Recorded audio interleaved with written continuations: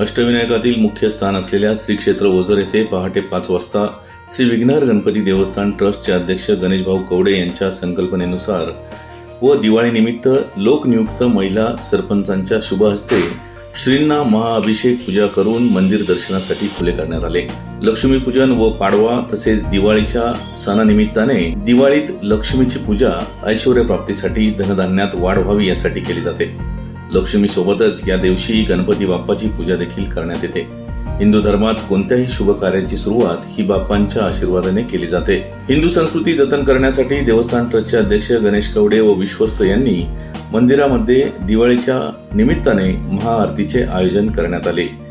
या महाआरतीचा मान लक्ष्मीचे प्रतीक समजल्या जाणाऱ्या महिलांचा सन्मान करण्यासाठी जुन्नर तालुक्यातील विविध गावातील नवनिर्वाचित महिला सरपंचांना देण्यात आला।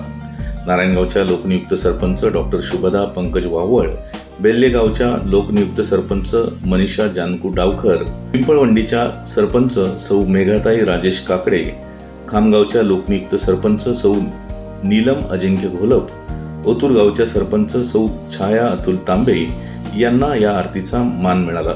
महाआरतीसाठी मोठ्या प्रमाणात गणेश भक्त, भाविक महिला व ग्रामस्थ यांनी उपस्थिती लावली होती। यजमान महिलांचा सत्कार देवस्थान ट्रस्टचे अध्यक्ष गणेश कवडे, गणपत कवडे, मंगेश मांडे यांच्या वतीने करण्यात आला।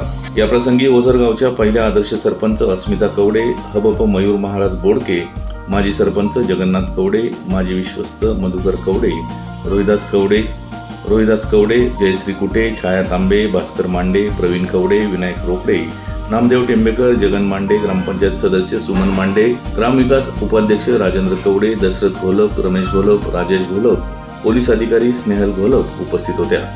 याच बातमीची काही दृश्य पाठवली आहेत आपला आवाज न्यूज नेटवर्कचे कार्यकारी संपादक किरण वाजगे यांनी। पाहूयात।